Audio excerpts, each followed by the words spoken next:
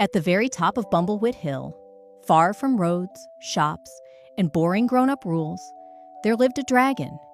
His name was Stinkpot, and he was exactly what his name suggested. He smelled terribly. Not like rotten eggs or cabbage stew. No, no. Stinkpot smelled of old socks, wet umbrellas, and something you once dropped behind the sofa and forgot for 3 years. But Stinkpot didn't mind. Dragons are not the sort to worry about personal hygiene. He was proud to be different. He didn't hoard gold. He didn't roast sheep. He didn't terrorize villages, though he did once sneeze so hard that 3 cows rolled down a hill. What Stinkpot loved was smells. He collected them in bottles, in jars, in teacups and jam pots. Hundreds of containers lined the walls of his cave, each sealed tight with a cork and labeled in scratchy writing. One jar was labeled, "Freshly baked cinnamon rolls, pinched from Mrs. Wobble's bakery." Another, "Thunder after a summer storm." And another, "Baby dragon breath, mine." He sniffed them all daily, like most people read their favorite stories. And he was quite content until one day Effie Tittle arrived. She stomped up the hill in a muddy coat and scuffed boots, with her tangled hair tied in 13 different ribbons and a jam sandwich in one hand. She was 10 years old and fearless. "Hello!" she shouted into the cave. Stinkpot, who had just uncorked a particularly spicy jar labeled Dad's Old Slippers, let out a surprised snort that puffed green smoke.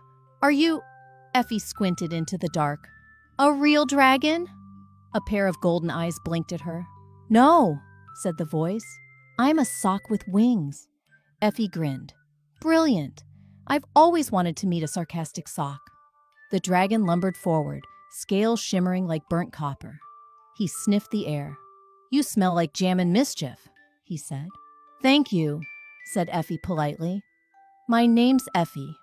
I brought you a present." She pulled a tiny bottle from her pocket. Inside was a tuft of grass, 2 petals, and a wisp of something invisible. "I caught the smell of the first day of spring," she said. "It's my favorite." Stinkpot held the bottle gently in his claw.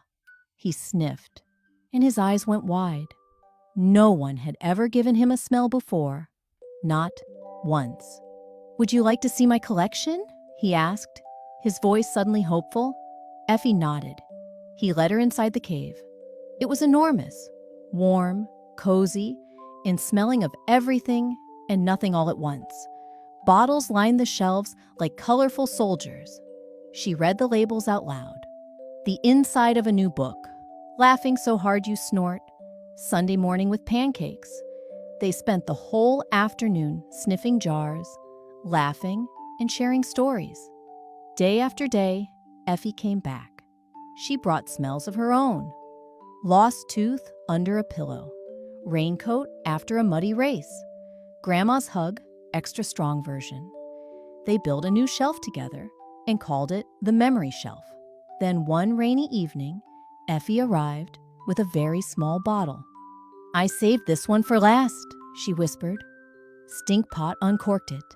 It smelled of warm toast, cinnamon, tree bark, and something else, something soft, something a little sad and a lot wonderful. "What is it?" he asked quietly. Effie smiled. "It's the smell of having a friend." Stinkpot didn't say a word. He placed the bottle on the highest shelf, above all the others, and every night before he curled up to sleep, he sniffed it once, just once, and smiled.